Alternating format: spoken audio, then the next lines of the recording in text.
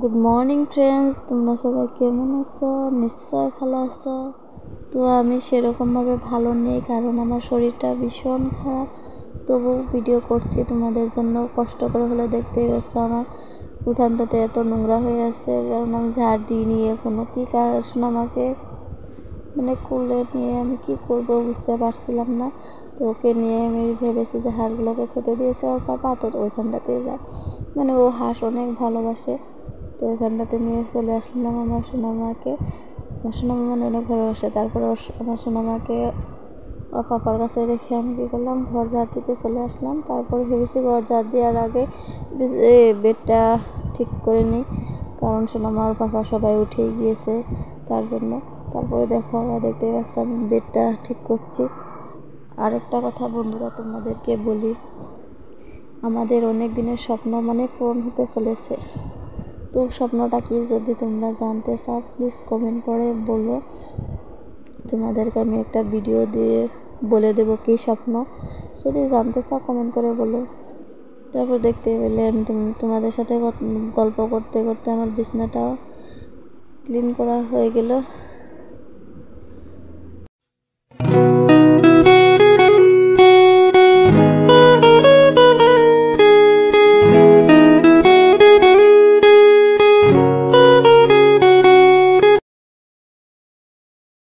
ঘরটা ঝাড় দিয়ে বেড ক্লিন করে তারপরে চলে আসলাম উঠান ঝাড় দিতে।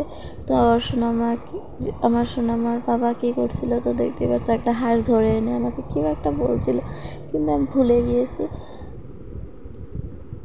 তো দেখতে পাচ্ছি আমার উঠানটা অনেক নোংরা হয়ে গিয়েছে, রাতের ভিতরে নোংরা হয়ে যায়, আরও হাঁস থাকলে না আরও বেশি নোংরা হয়।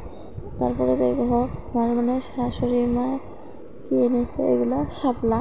তোমরা কি বলো আমি জানি না, কিন্তু আমি শাপলা বলি। তো ওইটাই দুপুরে উলে রান্না করবো। দেখতে পাচ্ছি আমার গালের এক পাশটা অল্প ফুলে আছে, কারণ আমার এক সাইডে গালের এক সাইডে অনেক ব্যথা করছিল দাঁতের লাস্ট পর্যায়ে। তো ওখানে আমার ব্যথা করছিল কেন জানি না। তো তোমরা যদি জানো কিছু এটা ঠিক করার কোনো সলিউশন জানো, প্লিজ আমাকে বলো, কারণ আমি অনেক কষ্ট করছি এটা ঠিক করার জন্য, পারছি না, কারণ এটার জন্য আমার অনেক কষ্ট হয়।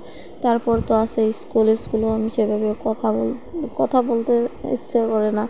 তো আমি কী করেছিলাম, একদিন স্কুলেও যাইনি, ছুটি নিয়েছি, কারণ কথা বলতেই পারি না। সেদিনে ছুটি নিয়েছি, সেদিন অনেক অনেক হয়েছিল তারপরে একটু কমেছে, তারপরের দিন গিয়েছি। তো কাজ তো করতেই হবে, মেয়েদের জীবন তো যতই কষ্ট হোক না কেন কাজই করতেই হবে। তো দেখতেই পাচ্ছ আমি কাজগুলো তোমাদের সাথে গল্প করতে করতে আমার কাজগুলো কমপ্লিট করে নিলাম। আরেকটা কথা বন্ধুরা তোমাদেরকে বলি,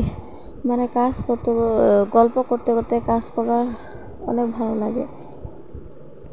তো কাজগুলো আমি কমপ্লিট করে প্রায় হয়ে গেছে ঘরের কাজ। তারপরে চলে আসলাম এদিকে আমি গোবরগুলো ঠিক করতে, আমাদের ঘরে একটা গরু আছে, গায়ে দুধ দেয়, ওইটাই রেখেছি আমাদের ঘরে, কারণ সেরকম গরু রাখিনি, ওটাই রেখেছি।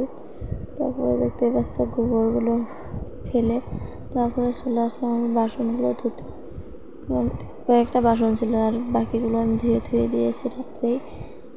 তারপরে দেখতে পাচ্ছ আমি বাসনগুলো ধুয়ে নিচ্ছি।